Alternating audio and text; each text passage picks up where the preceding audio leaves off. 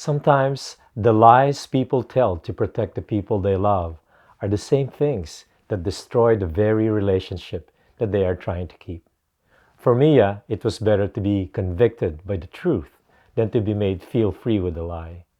This is a story that tells us why it is important to choose the bridges in the life that we cross.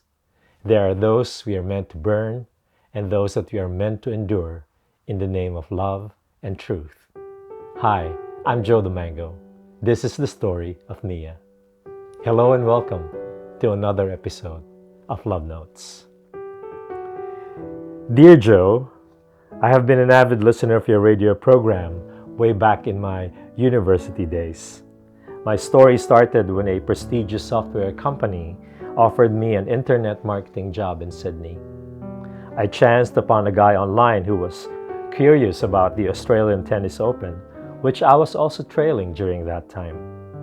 We hit it off rather well, and I must say that I liked him from the very start. I haven't met him personally, and I still had my skepticism and 1,000 fears to contend with. But Joe, we inevitably fell in love. I began to doubt that he was 30 years old, for he didn't sound one during our first conversation. Our romantic rendezvous came to a halt when he finally told me that he was 41 years old. I was disappointed to know that I was having a relationship with someone who is 19 years my senior. Anyhow, I tried to put this age matter at the back of my mind. I began to be impatiently wondering what was taking the immigration so long to decide on my visa. Joe, it was a very difficult decision to make, but I turned my back to this good opportunity and flew back to Manila.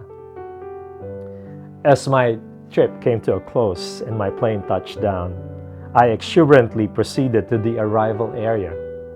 As I was waiting for my family to approach me, someone behind me called out my name, and I knew at that instant it was Lucas who uttered my name.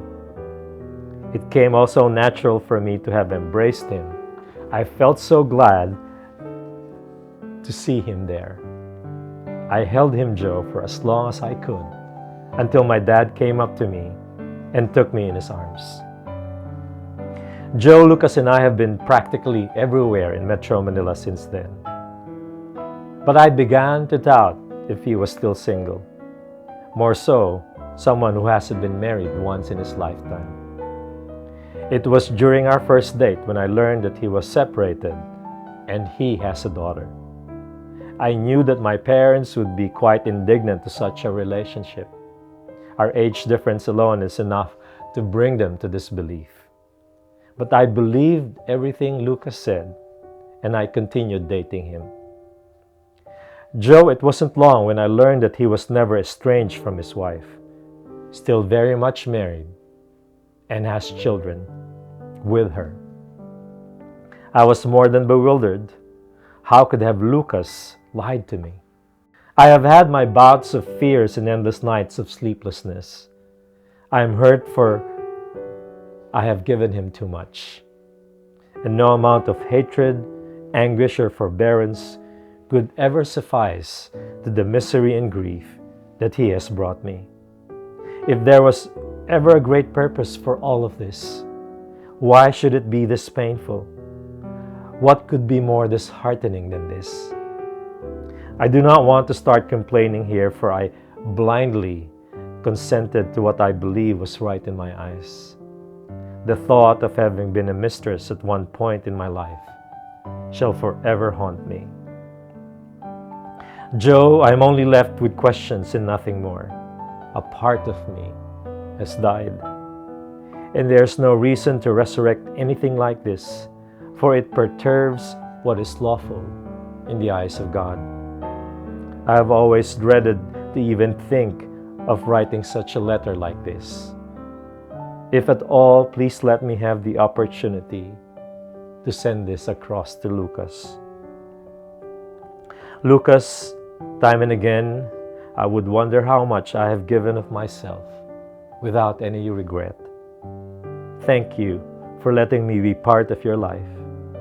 and know that I have loved you in ways that I knew and felt appropriate. I had so many hopes for this relationship, but there is no other way.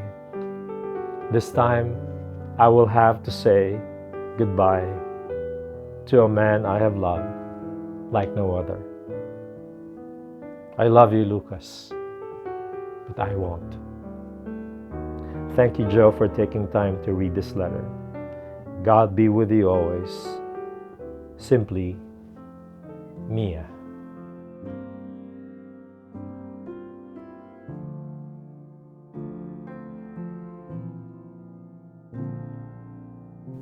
Mia, there are times when we are made to believe what we see as right in our eyes, but deep inside was never true in the first place. Like clueless drivers, we naively follow the dictates of our hearts and stubbornly submit to our own feelings, our own desires. Mia, you sensed something was not right about Lucas, but even when you found out that he had been married, you blindly ignored the warning sign ahead. There are times when we are misled into believing that a relationship is right. And there are times when we know that it is a sin right from the beginning.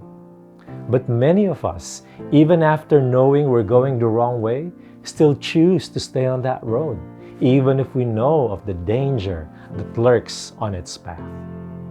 God sends us warning signs to remind us to know our boundaries.